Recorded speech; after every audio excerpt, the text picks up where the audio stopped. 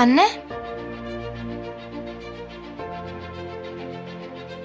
Esme, Eleni ve Fadime nasıl kurtulacak? Fatih Fırtına geliyor mu? Şerif diziden ayrılacak mı? Hepsi ve daha fazlası bu analiz videomuzda. Videomuza geçmeden önce Şerif diziden ayrılmasın diyenler videomuzu beğensin, sayımızı görelim. Taşacak bu denizden en güncel gelişmeleri takip etmek için ücretsiz bir şekilde abone olup bildirimleri açmayı ve hype butonuna basmayı unutmayın. Dizimiz yeni sezon çekimlerine 15 Ağustos'ta başlayacak ve yeni sezon Eylül ayının ilk haftasında izleyiciyle buluşacak. Sezon finali öyle bir yerde bitti ki yeni sezonda neler yaşanacağı izleyiciler tarafından büyük bir merakla bekleniyor. İlk olarak Esme, Eleni ve Fadime'nin nasıl kurtulacağı ile başlayalım. Sezon finalinde Timur Volkov, Adil'in en mutlu gününde ondan intikam almak için Esme, Eleni ve Fadime'yi bağlamış ve Adil'den aralarında bir seçim yapmasını istemişti. Adil son sahnede büyük bir kararlılıkla birine doğru koştu. Ancak bunun kim olduğu ortaya çıkmadı. Burada en güçlü ihtimalin Adil'in kızı Eleni'ye doğru koşması olduğunu düşünüyorum. Çünkü Adil tam 20 yılın ardından kızı Eleni'ye kavuştu ve onu daha yeni bulmuşken bir kez daha kaybetmek istemeyecektir. Bu nedenle ölümle yaşam arasında yapılacak böyle zorlu bir seçimde Adil'in içgüdüsel olarak Eleni'ye yönelmesi oldukça mantıklı görünüyor. Esme de bir anne olarak kızının hayatını kendi hayatının önüne koyacak ve Adil'e Eleni'yi kurtarmasını söyleyecektir. Fadime'nin de Eleni'nin zarar görmesini istemeyeceği çok açık. Ancak burada başka bir ihtimal daha var. Adil 3 kadından birine değil doğrudan Timur'un üzerine koşmuş olabilir. Adil gibi sevdiği insanlardan birini seçmeye zorlandığında teslim olmak yerine düşmanına saldıracak bir karakterin Timur'un üzerine atlaması şaşırtıcı olmaz. Adil burada Timur'u etkisiz hale getirmeye çalışabilir ya da onunla yeni bir anlaşma yapmak zorunda kalabilir. Böylece Esme, Eleni ve Fadime'ye bir şey olmadan üçü birden kurtulabilir. Bu nedenle senaristlerin bu düğümü bir ölümle değil Adil'in kabul etmek zorunda kalacağı ağır bir şartla çözeceğini düşünüyorum. Timur, Adil'in ailesi için neleri göze alabileceğini biliyor ve onu yeniden kendi kurallarına göre hareket etmeye zorlayacaktır. Yeni sezonda Timur Volkov hikayede yer almaya devam edecek. Sezon finalinde yaptığı büyük hamlelerin ardından Timur'un bir anda ortadan kaybolması mümkün değil. Yeni sezonda Timur'un çok beklenen ailesinin diziye dahil olacağını düşünüyorum. Özellikle oğlu ve kızı üzerinden Adil'e yeni bir baskı kurabilir. Timur daha önce Adil'le yaptığı anlaşmayı yeniden gündeme getirerek ya Eleni ile oğlumu evlendirirsin ya da kızımla sen evlenirsin şeklinde bir şart sunabilir. Böyle bir teklif hem Eleni'nin hem de Esme'nin hayatını doğrudan etkiler. Adil, kızını istemediği bir evliliğe sürüklememek için Timur'un kızıyla evlenmeyi kabul edebilir. Böylece Esme ile Adil'in arasına bir kez daha büyük bir ayrılık girer. Adil bu evliliği gerçekten istediği için değil, ailesini korumak için kabul eder. Esme, onun neden böyle bir karar verdiğini bilse bile bu durumu kabullenmekte zorlanır ve ikili arasında yeni bir kırılma yaşanır. Şimdi gelelim Fatih Fırtına gelecek mi sorusuna.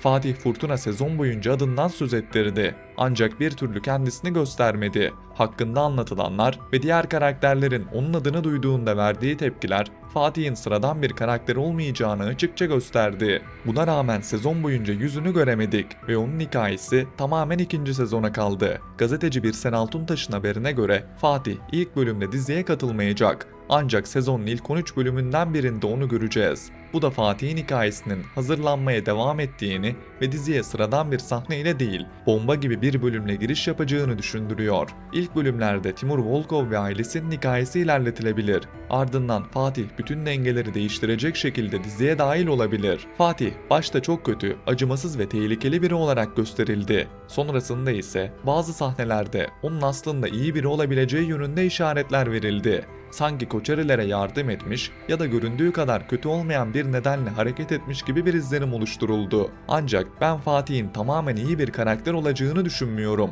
Bunca zamandır bu kadar büyük bir hikaye kurulmuşken ve karakterden bu kadar sık bahsedilmişken Fatih'in bir anda iyi biri olarak ortaya çıkması senaryo matematiği açısından güçlü bir seçenek olmayacaktır. Fatih diziye ilk girdiğinde iyi biri gibi gösterilebilir. Koçerilere yardım ediyor, Adil'in düşmanlarını karşısına alıyor ya da Şerif'in planlarını bozuyor gibi görünebilir. İzleyici bir süre Fatih'in aslında yanlış tanıtıldığını bile düşünebilir. Ancak zamanla onun asıl niyetini göreceğimizi düşünüyorum. Fatih'in yaptığı yardımların karşılıksız olmayacağı çok açık. Adil'e yaklaşmasının nedeni onu korumak değil, kendi planında kullanmak olabilir. Bu yüzden ilk başta güven kazanıp sonrasında gerçek yüzünü göstermesi çok daha güçlü bir ihtimal. Peki Şerif'e ne olacak?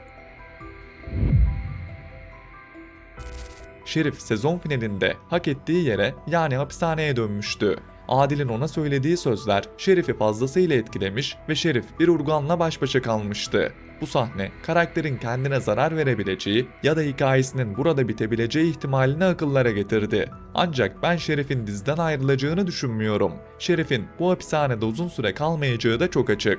Çünkü hayatının 20 yılını hapishanede geçiren bir karakterin yeniden aynı yere dönüp bir 20 yıl daha orada kalmayı kabul etmesi mümkün görünmüyor. Şerif her zaman kurtulmanın, kaçmanın ve yeniden güç kazanmanın bir yolunu arayan bir karakter oldu. Hapishanede ne kadar çaresiz görünürse görünsün, ilk fırsatta buradan çıkmak için yeni bir plan yapacaktır. Dizinin hikayesi açısından Şerif kadar önemli bir karakterin sezon başında vedasını mantıklı görmüyorum. Şerif yalnızca Adil'in düşmanı değil, aynı zamanda Esme'nin geçmişi ve Koçerilerle yaşanan büyük çatışmaların merkezindeki isimlerden biri. Onun diziden ayrılması birçok hikayenin bir anda kapanmasına neden olur. Üstelik Şerif'in içinde artık eskisinden daha büyük bir öfke var. Eskiden Esme'ye aşık, Adil'e ise kinliydi. Şimdi hem Esme'ye hem de Adil'e karşı büyük bir kin besliyor. Esme'nin kendisini kandırdığını ve sonunda Adil'i seçtiğini düşünüyor. Adil'in ise elindeki her şeyi aldığını düşünüyor.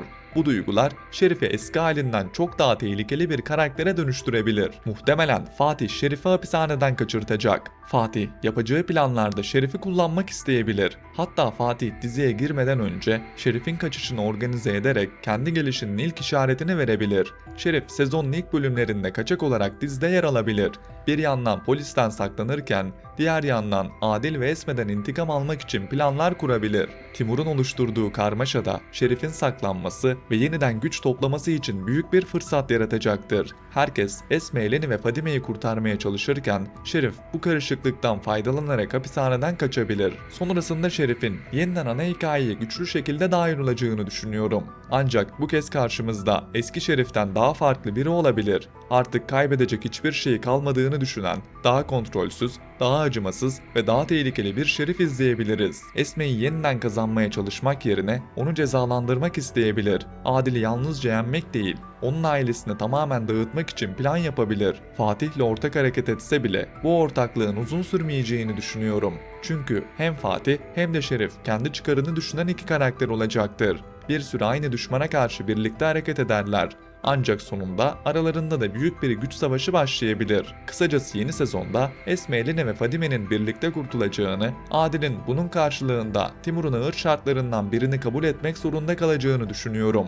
Bu şart Esme ile Adil'in arasına yeni bir ayrılık sokabilir. Timur ve ailesi sezonun ilk büyük hikayesini oluşturduktan sonra Fatih fırtına bomba gibi bir giriş yapabilir. Fatih ilk başta iyi biri gibi görünse bile zamanla gerçek niyetini gösterecektir. Şerif ise hapishanede kalmayacak. Muhtemelen Fatih'in yardımıyla kaçacak ve yeni sezonda çok daha tehlikeli bir şekilde hikayeye geri dönecektir. Sizce Adil son sahnede kime doğru koştu? Fatih Fırtına gerçekten kötü biri mi olacak? Şerif hapishaneden nasıl kaçacak? Yorumlarınızı aşağıda bekliyorum.